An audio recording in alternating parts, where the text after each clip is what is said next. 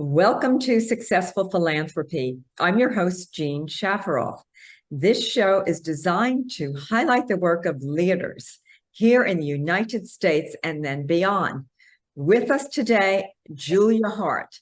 And Julia is a TV personality. She's a philanthropist. She's an author and fashion designer. Let's all welcome back Julia Haart.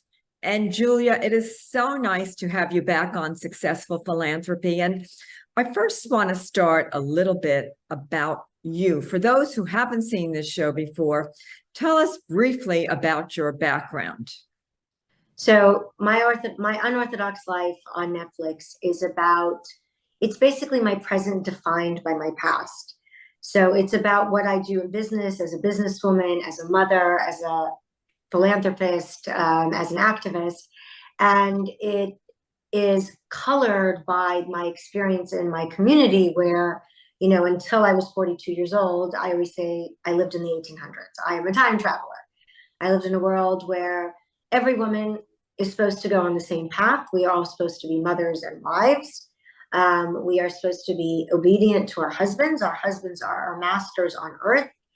If I tell you how many times I got called into the rabbi's office, and my husband would get called into the rabbi's office, and they would say, "Control your woman," because they couldn't shut me up. And what were the terrible sins that I was doing? I was reading literature I wasn't allowed to.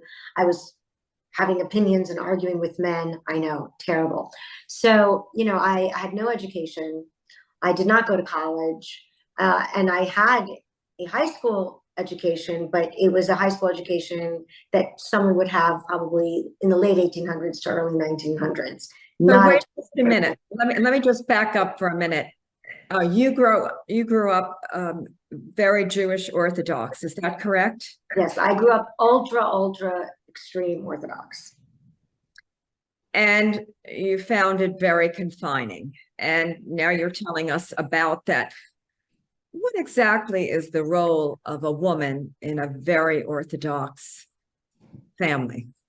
So here's I don't want to say the beauty of it, but this is always to me the proof that it has nothing to do with Judaism, is that in every fundamentalist version of any kind of religion, women are ascribed the same role. If you look at women in fundamentalist Islam communities, in my community, in Mormon communities, in Mennonite communities, what do you find? It's always the same thing. Women are responsible for men's sins. Therefore, they have to be completely covered and modest. And modest doesn't mean just in dress. It means don't be noticeable. Don't speak. Don't make yourself, someone that others will notice, because a man may look at you and sin, and that's on you. So in my community, women aren't allowed to sing in public. They're not allowed to speak in public. They're not allowed to dance in public. Most of the books on my bookshelf, and I'm not talking about secular literature, I'm talking about religious liturgy, is literally forbidden for women to read. There's a part in the Talmud that got quoted to me very frequently, which was, "A father who educates his daughter is teaching her prostitution."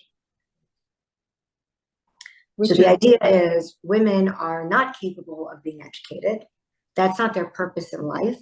Their purpose in life is to be the mat upon which a man can stand to become the scholar, to become the great rabbi. The woman herself only achieves greatness through a man.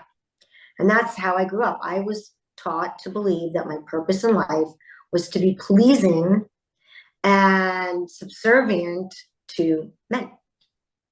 Yes, well, so now you've broken out of that and you have a very fulfilling life doing many different things.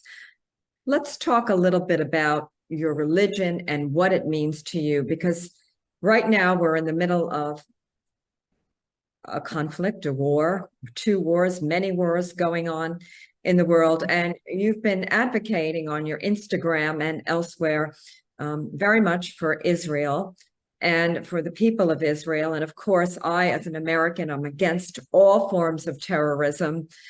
And I believe in peace. I believe we need to get there somehow.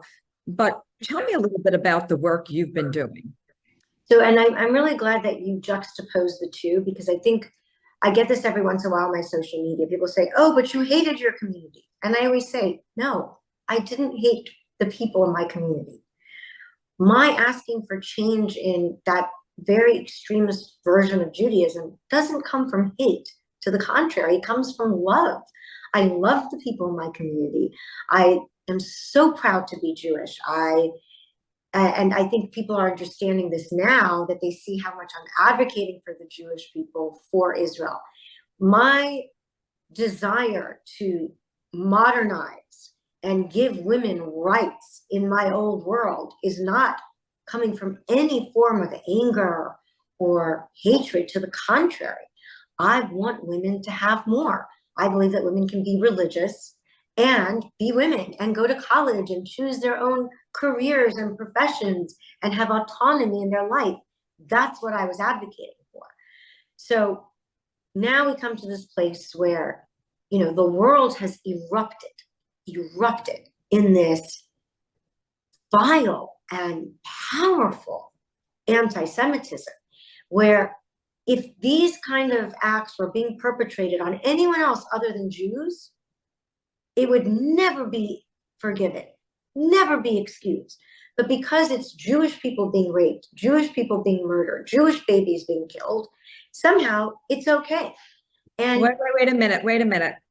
I want to stop right there, because I don't think anyone that I know or that I communicate with, our government or anyone else, seems to think that anti-Semitism is okay. No, there is a small portion of people, a very small percentage, who worldwide, who might think this is okay, but majority don't think it's okay. It's wrong.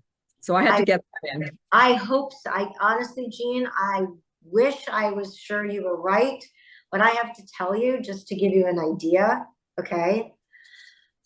Just as an example, very, very simple example. 2022. I'm going to hold it up for a second here. I don't know if you can see it. In 2022, there were 6 resolutions made against, one was against North Korea, one was against Afghanistan, one was against Syria, one was against Iran, and one was against the United States. There were 15 resolutions on the state of Israel. 15. I just want to show you something. Pakistan is in the process of deporting 1.7 million Afghan refugees. Okay? North Korea, I don't think I need to explain to anyone, the violation of severe human rights abuses, political repression, arbitrary detentions, forced labor, complete restriction of freedom of speech, harsh conditions in political prison camps. Zero resolutions against that. Venezuela. Resolutions, whose resolutions are these? United Nations, meaning the United Nations votes to make a resolution, to admonish a country for their civil rights violations or for their human rights violations. There are 15 against Israel, 15, and 6 against the rest of the world. Iran, which, as we know, earlier this year, the women of Iran rose up and marched to demand freedom and equality, wanted to take off their hijabs, wanted to be, to have a right to be educated in college, to travel without a man's permission. They were murdered, they were imprisoned, they were beaten. Iran poisoned, openly, this has been factually proven, poisoned children, girls' schools. Guess how many resolutions are against Iran? I don't know. One. Then you look at Russia, right? Russia, the whole thing with Ukraine, all the massive war crimes. I had a woman here who won a Nobel Prize for literally photographing and organizing and showing to the world war crimes that Russia was currently perpetrating. Guess how many Russia had? 6 compared to the 15 in Israel. Now, I just want to back up a minute. We all believe, or 99% of the population, at least in the United States, believe that anti-Semitism is a terrible thing, and worldwide. Most people, any kind of discrimination or... My love, I'm afraid you're wrong. Do you want me to read you the list of the universities where Jewish students have been literally, their lives have been threatened, they've been beaten, Well, swastikas have shown up on their door? I'm not saying that that hasn't happened, and that but that's a small percentage of people. But unfortunately, Jean, well, what can we do? What can we do to change this? Because I think it's a terrible, terrible thing. And I think that it's wrong and it's unfair. And maybe it's out of jealousy for the success of people of the Jewish religion. But it makes no sense to me. No sense at all. I want to show you something. One more thing, and then I want to show you something. I have lost 22,000 followers since I started posting about Israel. I have had death threats. I've had people telling me that they can't wait to turn my skin into lampshades, that they wished Hitler had burned the rest of my family so that I wouldn't be alive today. If I would send you some of the messages my daughters and I have been receiving, the problem is, unfortunately, Jean, when you talk about where does it come from, and that's a really good question.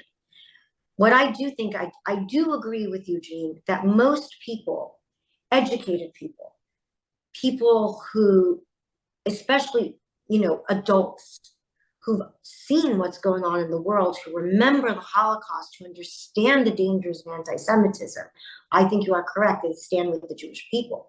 Unfortunately, what we are seeing, to me, is extraordinarily dangerous in that the predominant amount of hate that's coming is coming from our youth. The public school system in New York State went on a day break so that they could protest in support of Hamas.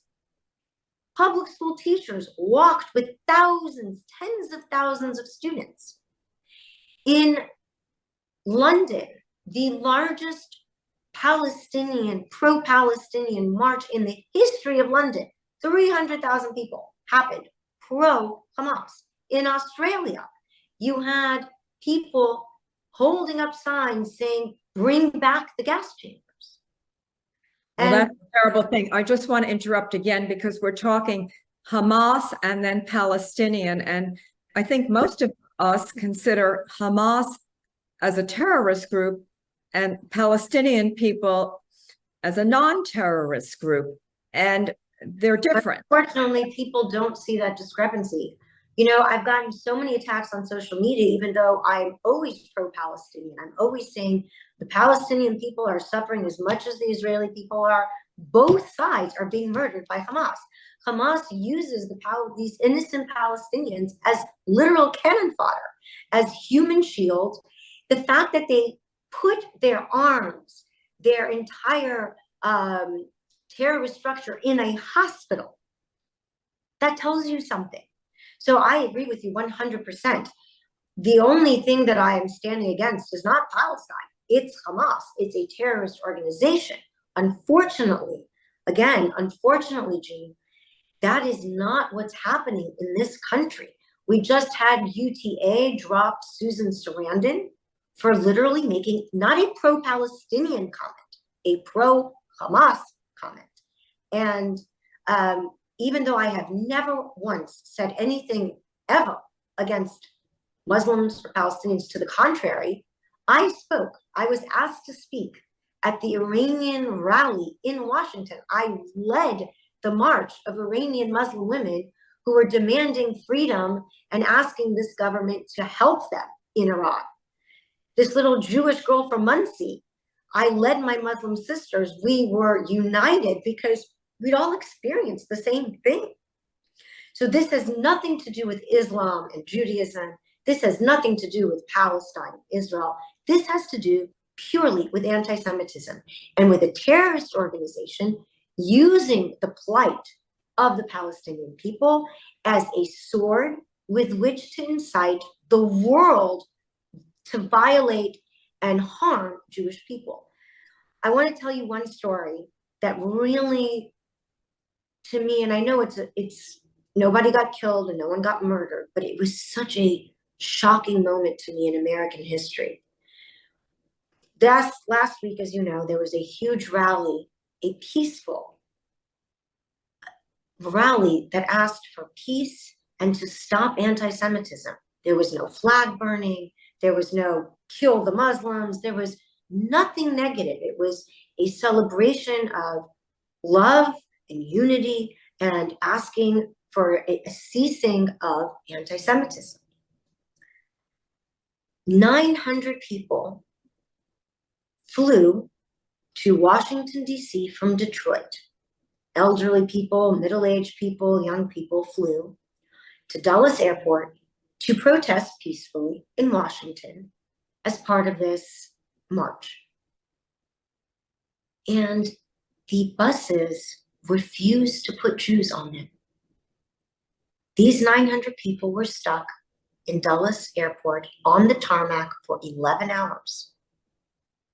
They were literally, it was Jews are not allowed on our buses, and they could not get someone to transport them from Dulles Airport to a peaceful protest in Washington.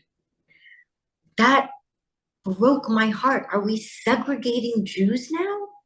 Jews aren't allowed on buses. What's next? Jewish stores? Jews won't be allowed into non-Jewish stores.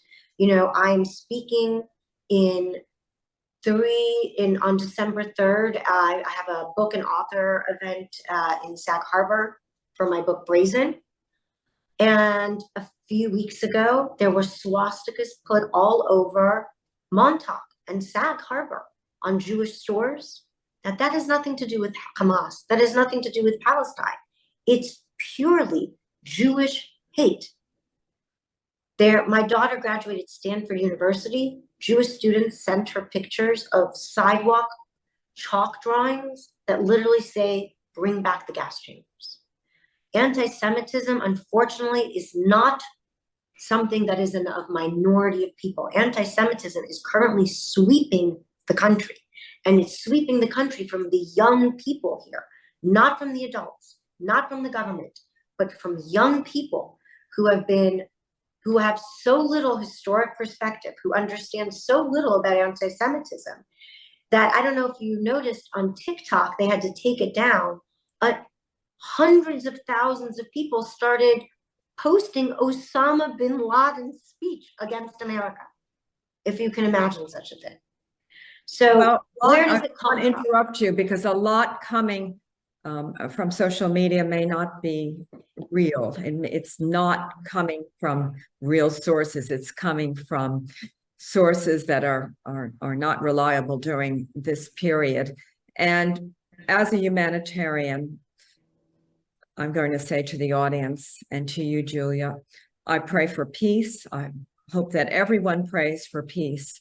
And I hope that we have a quick solution to ending what's going on worldwide, because we live in a world where love, beauty, kindness, goodness should reign. And I think, yes, we're in the United States where we have the right to freedom of speech. Of course, no one should be ever discriminated against, regardless of who you are, what you do. Discrimination is not tolerated and should not be tolerated, but freedom of speech is. Now, I want to change the subject because we could go on and on forever. And these are very difficult times for everyone. Julia, you have this flourishing career as a fashion designer, as a TV reality star. You do a lot for many, many people. You advocate for different groups, and you're a philanthropist. Tell us a little bit about some of the upcoming events that you're involved with that you might want us to support. That would be great. Thank you. And I really appreciate what you're saying, because I think if there were more people like you, Jean, like to you can't even imagine that someone would actually think that about a Jewish person. And that just shows who you are on the inside, which is why I admire you so much. And I think there are millions of people like you. And I think that if people like you and others who admire you and look up to you will use their voices and their platforms like you're doing to say end hate and anti-Semitism, what unites us is so much greater than what divides us. We are all in this together.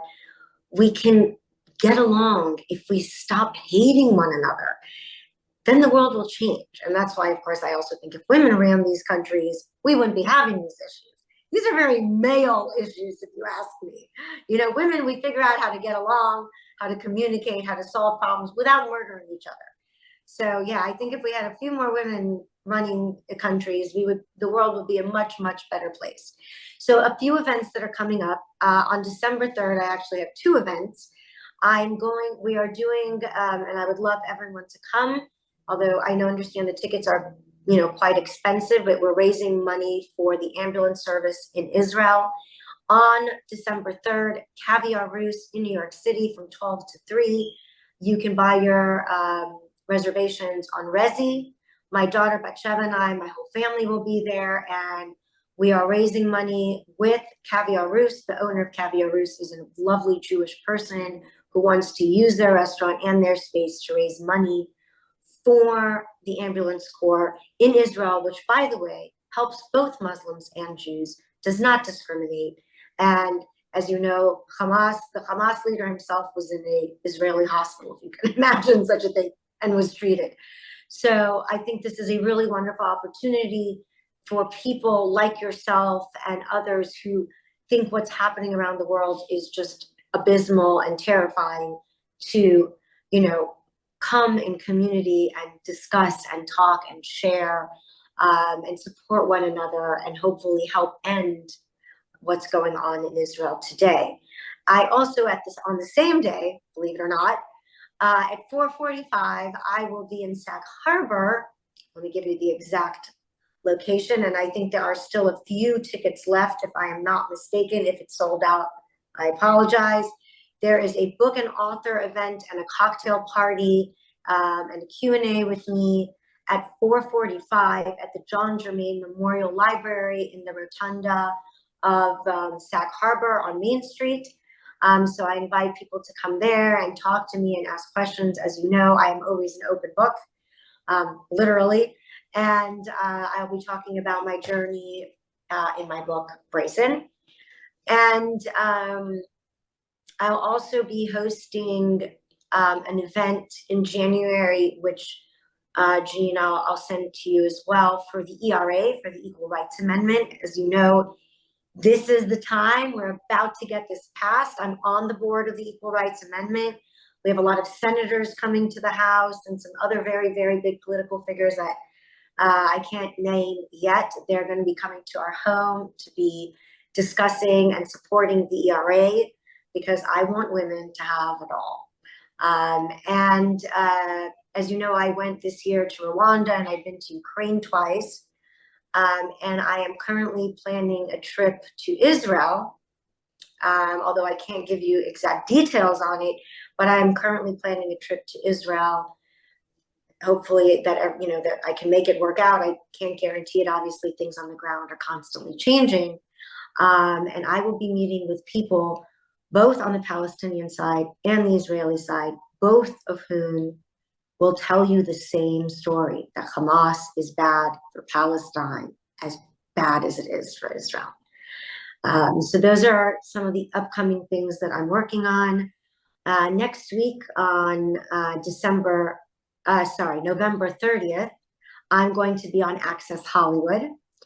I'm going to be doing a really fun event with my new shapewear brand, Plus Body by Julia Haart. So please tune in to Access Hollywood on the 30th. I'm going to get a whole 6 minutes. So I'm going to be doing that as well. And, you know, Jean, I know that this is supposed to be about me, but I just want to say something about you. I was very lucky to get to know you this summer in the Hamptons. And I have to say, I don't think a month goes by where you're not working towards some extraordinary cause, where you're not using all of your talents, your capabilities, all that you have to serve others. I just want you to know how much I admire you. I think you are truly an extraordinary person, and I think you're such a role model for other women. And I really hope that, you know, we get to do a lot of things together, because I mean, the world already knows you, but I even want more of the world to know you, because I think that you are a shining example of what true womanhood should look like. Well, thank you very much, Julia. And for our audience, we are with Julia Haart. She is best known as a reality star, a philanthropist, an activist, and also a fashion designer.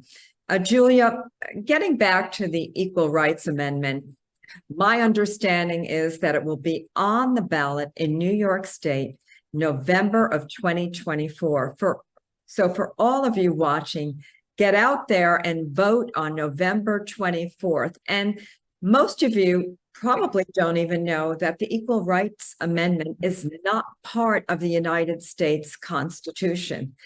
And almost every country in the world has this as part of their constitution. So please, New York State residents, get out there November 24th. If this is important to you to have the Equal Rights Amendment passed in the state of New York, make sure you vote November 24th. Next issue. Tell me a little bit about your family, your daughters, your children. They must look up to you as a role model. Are any of them involved in what you're doing now? And is this something maybe you don't want to talk about? No, I'm fine. You know me, again, open book. So yes, my kids are involved in everything I do. You know, I had Miriam go with me to the march in Washington. When I go to Israel, my children are coming with me. My daughters are and my son are very heavily involved in feminist issues.